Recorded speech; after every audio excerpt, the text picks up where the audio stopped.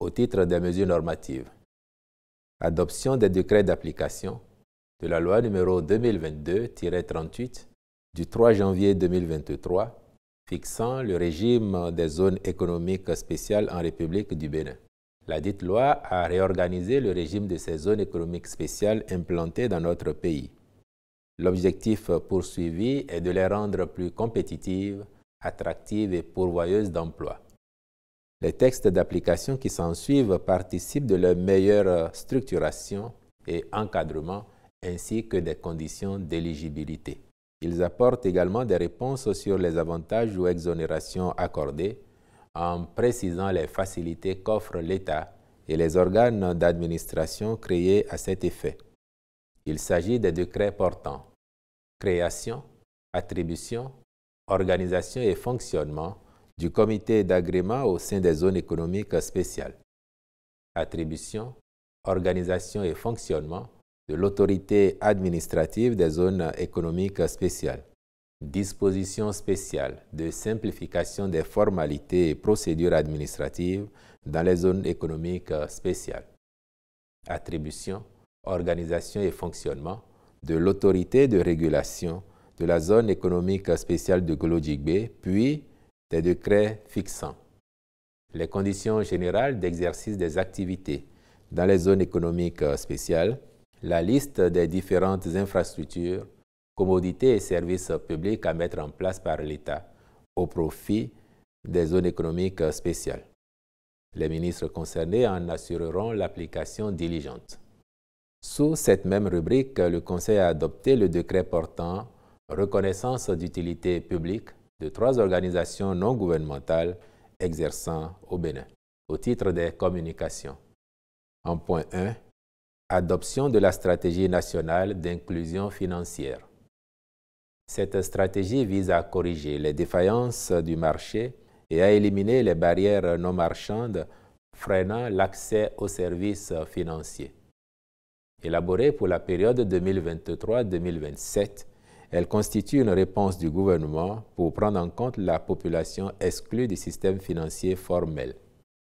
Ce faisant, il entend réduire davantage le niveau de la pauvreté et de la vulnérabilité, conformément aux orientations de son deuxième programme d'action relative à l'accélération de la croissance économique et sociale.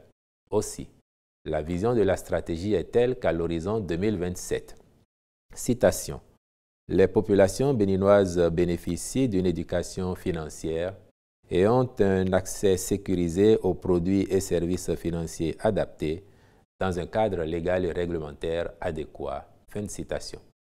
Pour y parvenir, il est décidé de la décliner en 3 orientations stratégiques et en 3 programmes relatifs au renforcement du cadre institutionnel, légal et réglementaire, au développement et à l'amélioration de l'offre des produits et services financiers et à la promotion de l'éducation financière. La mise en œuvre du plan d'action, dont le financement sera assuré aussi bien par le budget national que par des partenaires techniques et financiers, PTF, est portée subséquemment par les structures de l'administration publique, les structures du secteur privé ainsi que les PTF et les institutions sous-régionales. Un dispositif de coordination, de suivi et d'évaluation de la stratégie est mis en place. Les ministres concernés veilleront à sa bonne exécution. En point 2, concession du stade de l'amitié Général Mathieu Kérékou de Cotonou à la Caisse nationale de sécurité sociale CNSS, puis recrutement d'un gestionnaire délégué et d'une entreprise pour la réalisation de travaux confortatifs.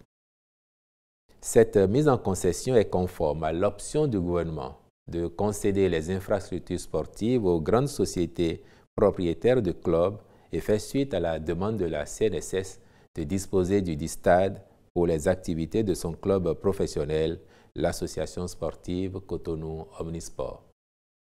L'offre de la CNSS est, par ailleurs, source de garantie d'une bonne gestion ainsi que de la modernisation et de la mise en conformité de l'ouvrage avec les standards internationaux.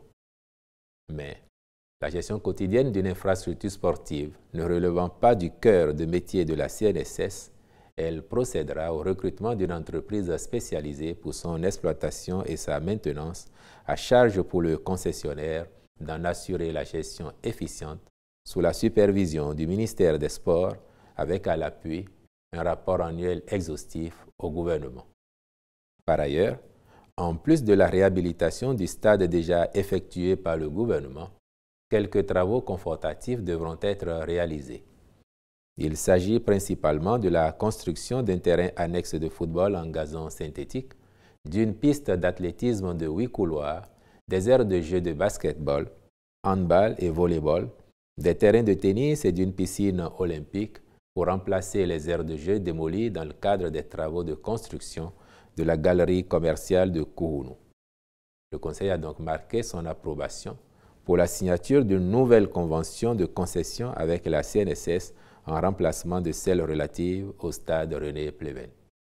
Au chapitre des rencontres et manifestations internationales, il a été autorisé l'organisation à Cotonou du 9 au 12 mai 2023 de la 47e Assemblée générale de la Commission permanente des chambres consulaires africaines et francophones.